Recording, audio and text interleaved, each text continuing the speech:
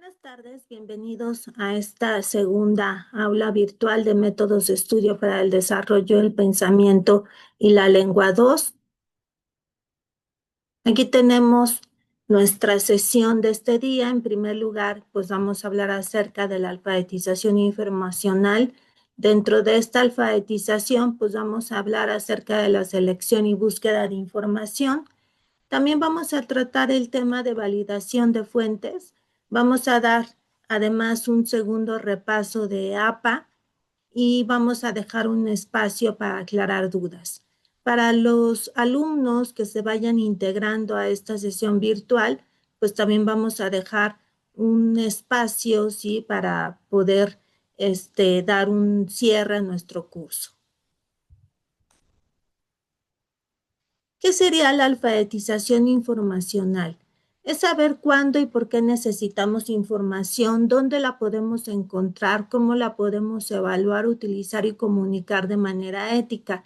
La alfabetización y las alfabetizaciones básica o funcional, informacional, digital, matemática, científica, emocional, entre muchas otras que existen, serían importantes para el desempeño en general de nuestra vida, que tenemos nuestra vida en la sociedad. Sin embargo, pues también podemos hablar de que estas habilidades son importantes para el campo profesional. Estaría la alfabetización continua como idea dentro de esta alfabetización informacional, porque se tratan de alfabetizaciones que constantemente estamos desarrollando a lo largo de toda nuestra vida. Nadie puede decir que, por ejemplo, al tener un tipo de postdoctorados y pues podríamos estar diciendo que ya tiene por completo dominadas estas habilidades, sino que constantemente vamos a estar adquiriendo estrategias, obviamente, si ponemos en práctica la lectura, la escritura o en este caso estas validaciones que hacemos y en cuanto a alfabetización informacional, pues vamos a estar desarrollando a lo largo de toda la vida diferentes estrategias. ¿Qué serían las estrategias de búsqueda? Son modelos, son planes o procedimientos que se emplean para la recuperación de información, descartando aquella no relevante o pertinente. Las estrategias se utilizan según la necesidad de información del usuario. Aquí encontramos algunos pasos de una estrategia de búsqueda. Hay que precisar el tema, hay que elegir los términos de búsqueda, hay que seleccionar las fuentes de información y finalmente pues dar una ejecución de la búsqueda. Aquí tenemos las habilidades informacionales como competencias que cualquier usuario con una necesidad de información desarrolla desde que encuentra el material que necesita independientemente de la fuente y del formato hasta que hace uso de él. Se refieren a saber cómo y dónde buscar, a tomar decisiones frente a los datos que encuentra y a encontrar los mejores contenidos con la mayor eficiencia de tiempo. Si estamos haciendo, por ejemplo, un marco teórico, pues sí necesitamos terminarlo lo antes posible, pero necesitamos también unas fuentes confiables, fidedignas, y por lo tanto, pues van a ser los mejores contenidos los que vamos a utilizar. De aquí que en poco tiempo necesitamos pues las mejores fuentes. Hay que precisar el tema. La pregunta que yo podría ubicar es: ¿qué estoy buscando? ¿Qué nivel de profundidad necesito conocer sobre el asunto de la búsqueda? ¿Busco información genérica, especializada o algo específico como una definición? ¿Qué otros temas representados en palabras o frases están relacionados con el tema que estoy buscando? Por ejemplo, dentro de este tema de alfabetización informacional, hay otro término que se utiliza que se denomina como literacidad. Es un término un tanto menos conocido que alfabetización, pero que es más nuevo y que porque le quita este tinte negativo a lo que sería la alfabetización. Entonces, porque siempre hablamos, por ejemplo, de que una persona no es alfabetizada o que es analfabeto, por ejemplo, con un sentido peyorativo, y por lo tanto tiene este tinte sí, negativo. Y en cambio, cuando lo cambiamos por literacidad, pues además de ser pues un término mucho más extenso, sí, porque tiene que ver con diferentes actividades de la vida cotidiana, pues también nos vamos a dar cuenta de que este término pues es pues mucho más innovador. Y también podríamos hablar, por ejemplo, de la literacidad digital, ¿no? En nuestra época, pues hablamos también de habilidades digitales. En cuanto a existen sinónimos de lo que se está buscando, pues también aquí aplicaría la misma idea y qué sé de antemano sobre el asunto. Esto también tiene que ver con estas ideas que tenemos como conocimientos previos y que podemos aplicar para que de una forma mucho más precisa o más concreta podemos encontrar la información. Seleccionar modificadores, aquí encontramos algunos atributos que ayudan a delimitar el tema como periodo a cubrir, área geográfica e idioma. Recordar que en muchos buscadores avanzados vamos a encontrar ya estos elementos. Si no tenemos como tal un buscador avanzado, pues tendremos que estar indicando de forma manual el periodo, ¿no? Años, por ejemplo, o el año que deseamos cubrir, el área geográfica y también el idioma. En cuanto a la elección de términos de búsqueda, hay que definir términos de búsqueda, hay que seleccionar palabras clave. Aquí vamos a realizar un ejemplo de búsqueda en Internet. Aquí encontramos que en primer lugar hay que transformar nuestra necesidad de búsqueda, que puede ser una idea completa. Van a fumigar mi casa, no sé qué hacer para proteger la salud de la familia y de mis mascotas. Podríamos estar colocando toda esa información dentro del buscador, pero sabemos que vamos a estar agregando una gran cantidad de datos. Siempre es mejor ser concretos, ser precisos y vamos a estar pensando en parámetros de búsqueda en Internet. Es decir, vamos a seleccionar los conceptos clave o las palabras clave. En este caso ya sé que una palabra clave o más importante sería fumigación y en específico fumigación de hogar, coma, cuidados, y a partir de ello, pues ya voy a encontrar de forma un tanto más concreta toda esta idea completa que yo necesitaba indagar.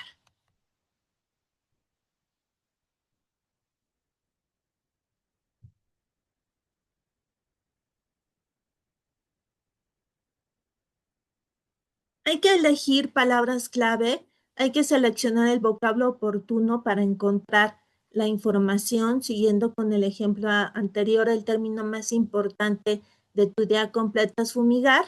En caso de que tengas más datos técnicos, hay que incluirlos, por ejemplo, fumigación con hidrógeno fosforado o bien fumigación con fosfina. Sabemos que el nombre común del hidrógeno fosforado, fosfuro de hidrógeno es fosfina, y por lo tanto, pues podríamos incluirlo dentro de esta búsqueda para hacerla mucho más precisa. Hay que aprovechar los motores de búsqueda, además de escribir el término o palabra que nos interesa buscar. También es posible hacer uso de múltiples recursos para identificar información más específica. En la búsqueda de ejemplo es posible colocar un asterisco después de la palabra insectos para ver combinaciones con la misma. Puedo escribir fumigación insectos y un asterisco y el buscador da por resultados de insectos voladores y rastreros. También podría escribir entre comillas dobles, la fumigación es mala para, coloco un asterisco y a partir de ello lo que hace el buscador es que me va a encontrar de forma exacta si en cada uno de los documentos esta frase que estoy colocando entre comillas dobles y además va a estar dando una explicación en cuanto a por qué es mala la fumigación. Recordar que cuando coloco, por ejemplo, el asterisco en insectos, aquí el buscador se centra en esta palabra y entonces va a dar una serie de clasificaciones, de características vinculadas con este término en específico. Si queremos buscar la palabra o frase exacta, la vamos a colocar entre comillas dobles, o si olvidamos, por ejemplo, cómo se escribe una palabra, podemos usar el signo de interrogación. Por ejemplo, podemos recordar que necesitamos este término de FOS, no recuerdas muy bien cómo se llama, entonces puedes colocar un signo de interrogación y en los resultados va a aparecer la palabra más cercana, como en este caso es fosfina. También con un signo de más, si queremos encontrar expresiones que se combinan, por ejemplo, fumigación aérea más daño, o con el guión justo delante de la palabra que quieres omitir, fumigación, guión área, y a partir de ello, pues ya no vamos a encontrar ninguna información vinculada con este término que estamos tratando de omitir. Antes de dar clic, podemos elegir el tipo de formato, si lo queremos en HTML, .doc, PDF, mapa, video, el idioma, la fecha, la localización geográfica. Si no tenemos un buscador avanzado en el cual pues podemos simplemente seleccionar la información, pues tendremos que colocar, como en el ejemplo que está en la diapositiva, el tipo de archivo que necesito, y también pues vamos a señalar si en este caso pues qué es lo que nosotros estamos buscando como palabras clave.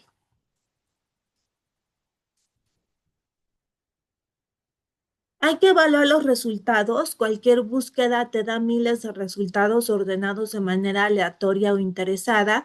Existe el recurso de las páginas electrónicas de pagar al buscador por indexarse en la primera posición de la lista, por lo que es necesaria la validación de la fuente y considerar las siguientes recomendaciones.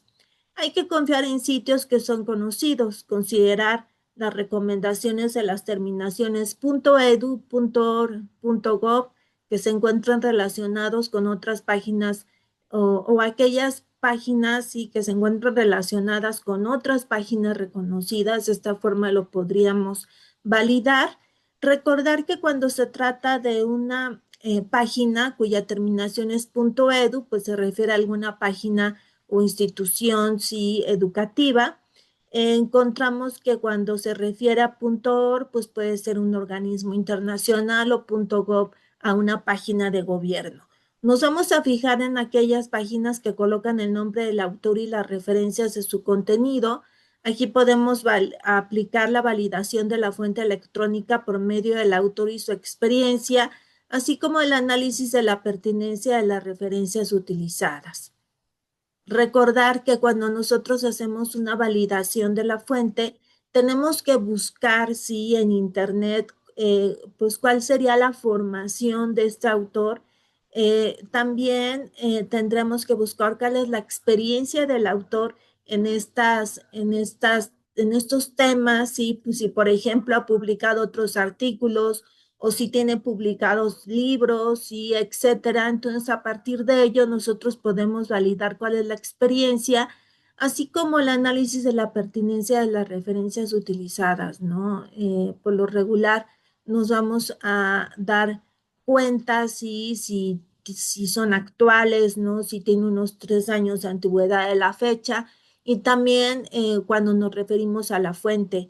Por ejemplo, cuando una fuente pertenece a un periódico, necesitamos indagar desde cuándo existe ese periódico, quiénes escriben en ese periódico, si son periodistas, si son simplemente aficionados. Entonces, tendremos que revisar toda esta serie de datos y para poder dar confiabilidad a un texto, poder validar esta información. Me voy a fijar en aquellas fuentes que se actualizan frecuentemente. Hay que validar la actualidad del texto, si fue publicado en una fecha reciente.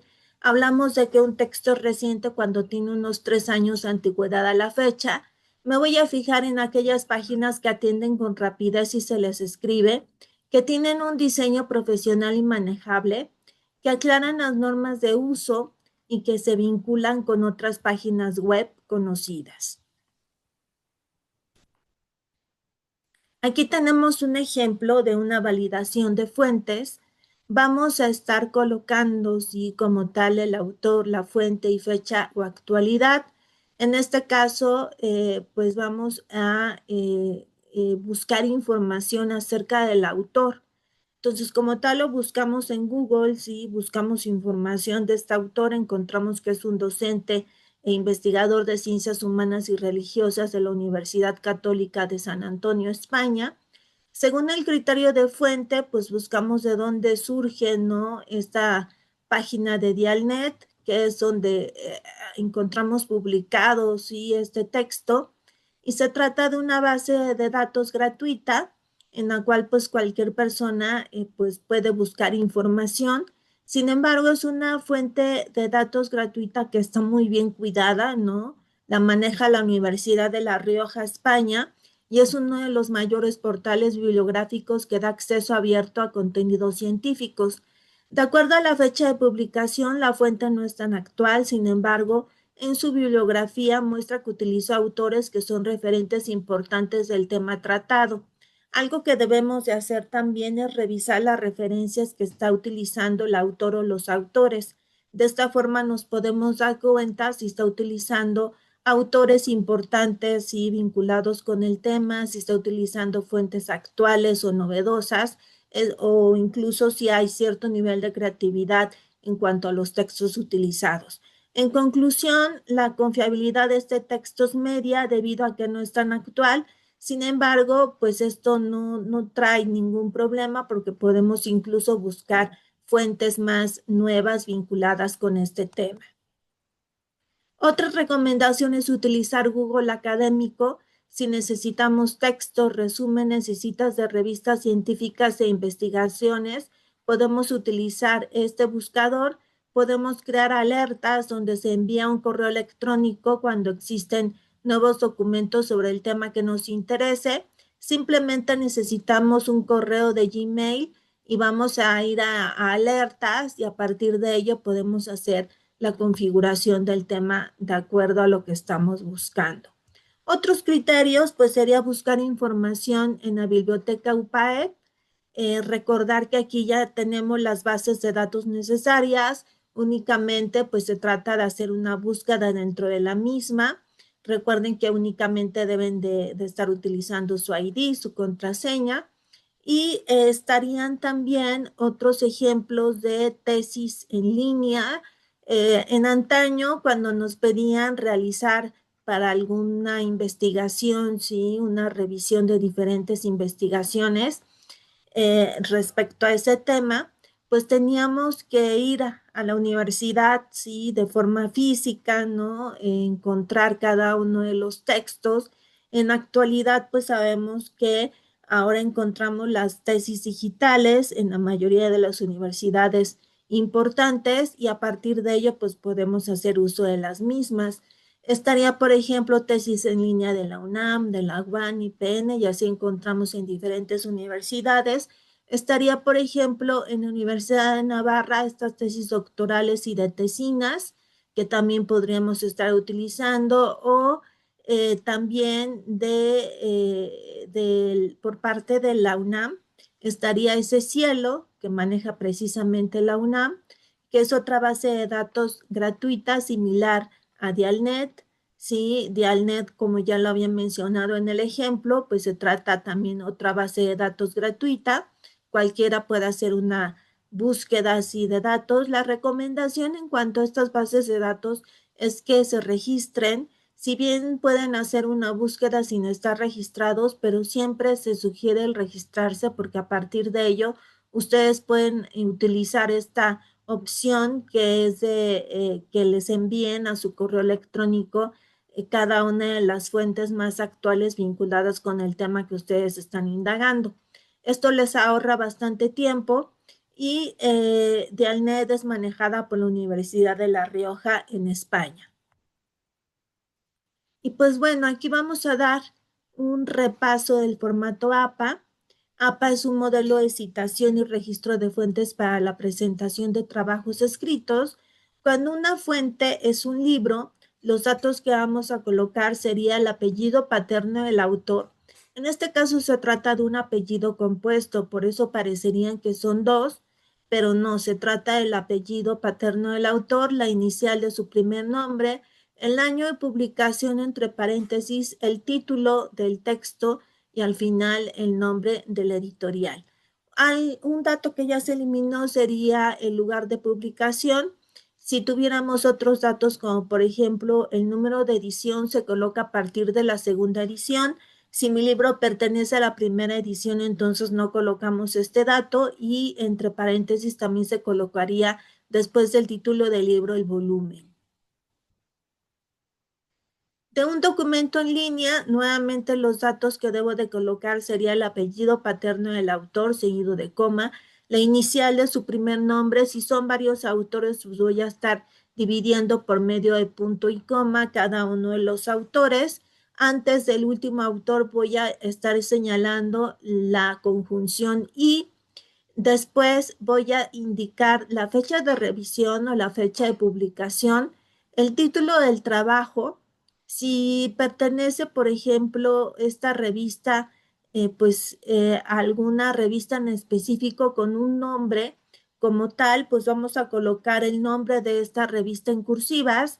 Después, como se trata de una revista, tiene otros datos, como por ejemplo el número de volumen o el número de revista que se coloca entre paréntesis y por lo regular van juntos. El número de página o de páginas en donde está ubicado este archivo, ¿no? Esta publicación. Vamos a estar colocando dentro del rango de páginas, en este caso pp punto, que se refiere a un rango de páginas de la página 169 a la página 184 y al final pues indicamos la URL en donde está ubicado este texto. Y pues bueno, nosotros colocamos una serie de referencias, pues porque estuvimos citando dentro del desarrollo del texto escrito. Recuerden que las referencias se colocan al final del texto escrito y que las citas se van a colocar dentro del desarrollo del texto. Aquí tenemos un ejemplo de una cita parentética en APA. Sabemos que la cita parentética se le denomina de esta forma porque se coloca entre paréntesis los datos de la fuente. Los datos de la fuente de una cita parentética sería el apellido paterno del autor, el año de publicación y el número de página o de párrafo. ¿Por qué menciono constantemente el número de párrafo? Porque en ocasiones encontramos fuentes que no están paginadas, por ejemplo, hay PDFs o incluso también si estamos utilizando una página web, pues nos vamos a encontrar esta paginación y por lo tanto vamos a enumerar cada uno de los párrafos e indicamos el número de párrafo de donde se sacó esta información. Señalamos par y el número de párrafo de donde se sacó la información.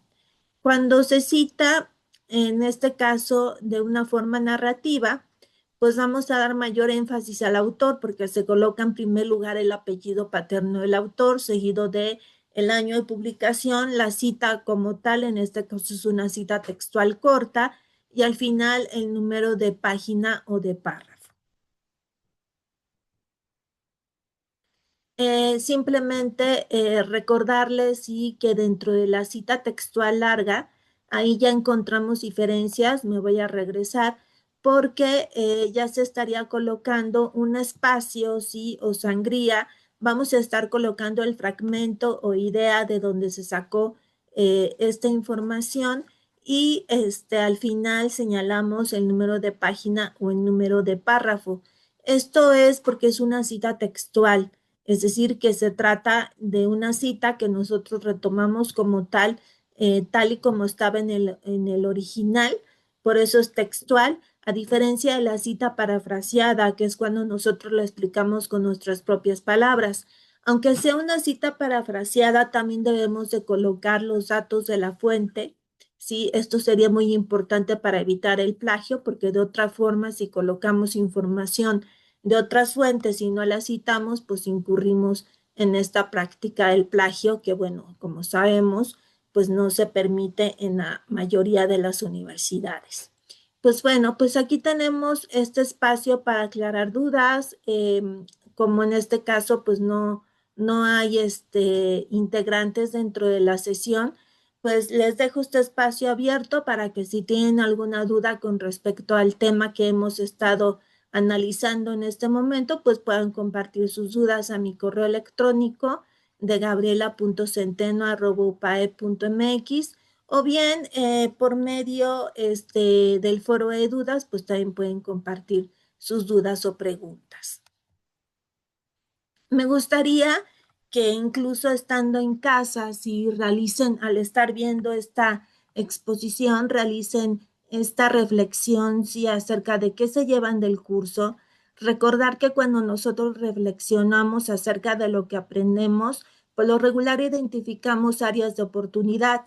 Estas áreas de oportunidad pues se pueden mejorar por medio de estrategias y podemos pues mejorar en general nuestro proceso de aprendizaje. Por ello es importante siempre reflexionar acerca de qué aprendemos, cómo lo aprendemos, cuáles son las problemáticas que enfrentamos, cómo solucionamos estas problemáticas para que posteriormente, cuando estemos ante situaciones similares, pues ya tengamos en mente cómo podemos mejorar nuestro proceso de aprendizaje. Por eso es importante este tipo de reflexiones o metacogniciones, ¿no? Así se le denomina también, sí, a estas reflexiones.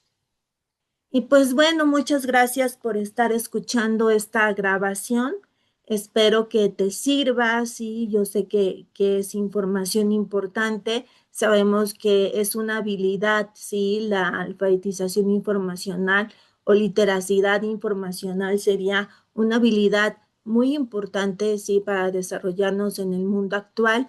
Si nosotros observamos las distintas generaciones, pues sí nos podemos dar cuenta de que en algunas generaciones esta alfabetización pues necesita reforzarse un poco más, por ejemplo, en las generaciones de antaño, pues sí necesitamos reforzar un poco más estas habilidades, a diferencia tal vez de las generaciones más actuales, en las cuales pues estas habilidades pues están ya fomentadas, ¿no? Desarrolladas encontramos a niños, ¿no? Que están utilizando ya las tablets, ¿no? Y a partir de ello, pues están desarrollando diferentes estrategias digitales.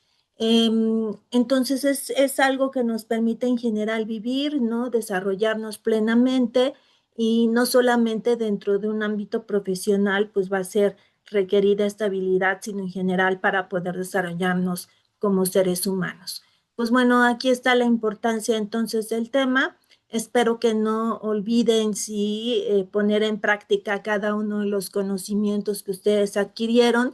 Recuerden que todo es cuestión de práctica. Si todavía les falta un poquito APA en cuanto a aprenderlo un poquito mejor, que yo noto que han mejorado la mayoría de ustedes, pues gradualmente, ¿no? Y que lo han hecho extraordinariamente. Sin embargo, si todavía les cuesta un poquito de trabajo, pues pueden ponerlo en práctica, incluso aunque no les pidan citas, aunque no les pidan referencias, las pueden estar utilizando y a partir de ello, pues pueden mejorar su uso. Con esto me despido, espero que tengan un excelente día.